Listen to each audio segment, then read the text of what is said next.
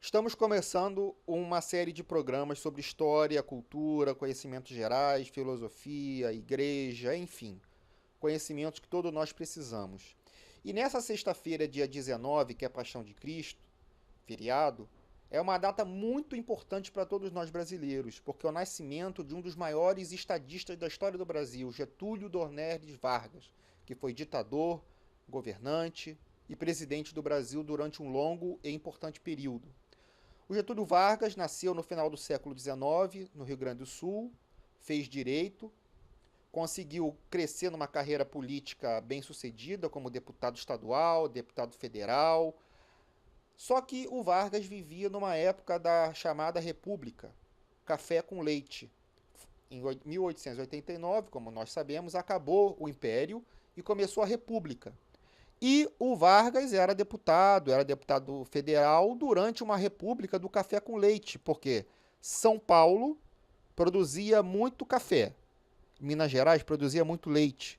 Então se revezavam no poder. São Paulo, o presidente da República. São Paulo e Minas Gerais. São Paulo e Minas Gerais, gerando uma grande insatisfação no Brasil inteiro, especialmente entre a classe média, os tenentes do exército, e muita insatisfação porque era uma república elitista. O povo não participava, a classe média não participava, o exército não participava.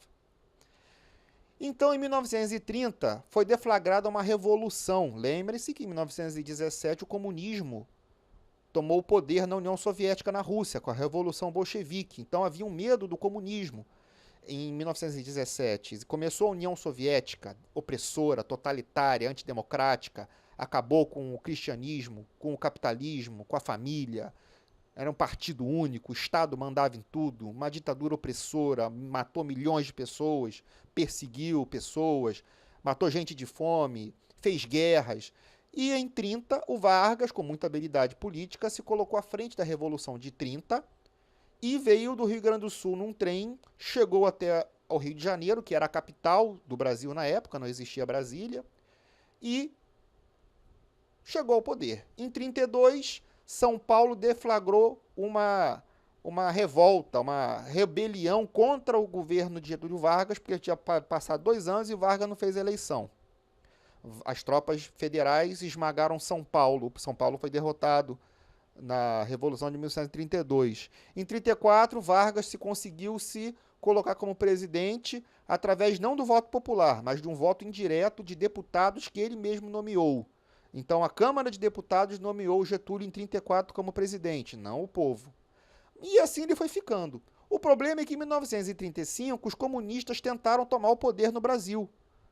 Olga Benário e Luiz Carlos Prestes, 2 comunistas anticristãos, treinados pela União Soviética, tentaram tomar o poder e não conseguiram. A intentona comunista foi reprimida pelo exército e Vargas, então em 37, decretou a ditadura de direita chamada Estado Novo.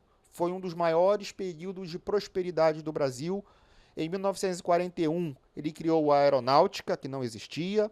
Getúlio Vargas criou as leis trabalhistas. Foi o Getúlio Vargas que criou a CLT. Foi o Getúlio Vargas que conseguiu a CSN em Volta Redonda, em troca de entrar na Segunda Guerra Mundial ao lado dos aliados, da Inglaterra, dos Estados Unidos. Ele conseguiu a CSN com capital privado americano, norte-americano. Então, hoje em dia, tantas pessoas criticam o alinhamento do governo brasileiro com os Estados Unidos. Lembre-se que Getúlio Vargas, a esquerda tanto aplaude a CSN, e o próprio Getúlio Vargas conseguiu a CSN, a nossa primeira siderúrgica, conseguiu com capital privado norte-americano. Só que em 1945 acabou a Segunda Guerra Mundial. Acabou. Hitler, Mussolini, nazismo, fascismo foram destruídos. A democracia que venceu. Quem venceu foi os Estados Unidos, foi a Inglaterra, foi o cristianismo, a liberdade de expressão, o capitalismo, a liberdade de imprensa. Como que a gente ia ter um ditador? As tropas brasileiras voltando da Itália, chegando aqui um ditador. E aí os militares tiraram o apoio à ditadura do Estado Novo. Vargas perdeu o poder, saiu do Palácio do Catete, que era a sede do governo lá no Catete, voltou para o Rio Grande do Sul. Em 1951, 6 anos depois, ele volta ao poder, aí sim, pelo voto popular em eleição. Só que em 1951 teve eleições populares. E o Vargas foi eleito presidente do Brasil, aí sim, democraticamente. Só que o cenário nacional e internacional havia mudado, não era como foi de 30 até 45, já era Guerra Fria. Estados Unidos de um lado e União Soviética do outro. O Brasil, como qualquer país do mundo, tinha que tomar um dos lados. Ou ficava pró-Estados Unidos, ou ficava pró-União Soviética. E o Vargas, internamente, tinha uma dificuldade cada vez maior com a direita brasileira, aliada dos Estados Unidos, e a esquerda brasileira, aliada da União Soviética.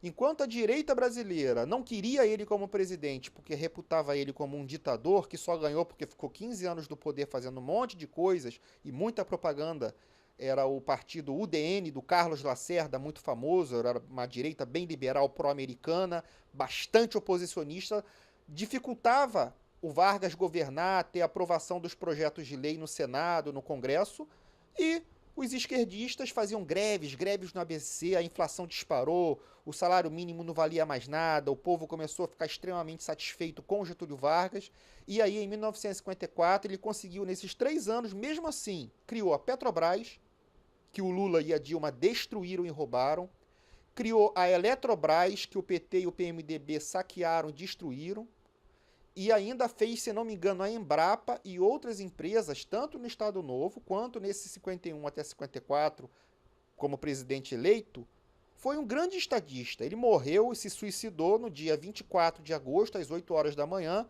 quando ficou sabendo que os militares iriam de novo, como em 1945, derrubar ele do poder, porque já não estava um caos o país, desemprego muito grande, o povo revoltado, as Forças Armadas revoltadas, Estados Unidos revoltado, a União Soviética querendo subverter a ordem, ele não tinha controle mais sobre o país e não achou melhor o suicídio ser mais honrado do que ser deposto pela segunda vez. Vocês podem ver no Museu da República, lá no Catete, tem lá o pijama dele, com o buraquinho com sangue, a pistola que ele se matou, às 8 horas da manhã, deitado na cama, com um tiro no coração, deixou aquela famosa carta testamento, saiu da vida para entrar na história. Que diferença para hoje em dia? Que estadista, que presidente que nós tivemos, e olha os que nós tivemos hoje, até Michel Temer. Que diferença. Pessoal, lembremos de Getúlio Vargas, foi um dos pais fundadores do Brasil.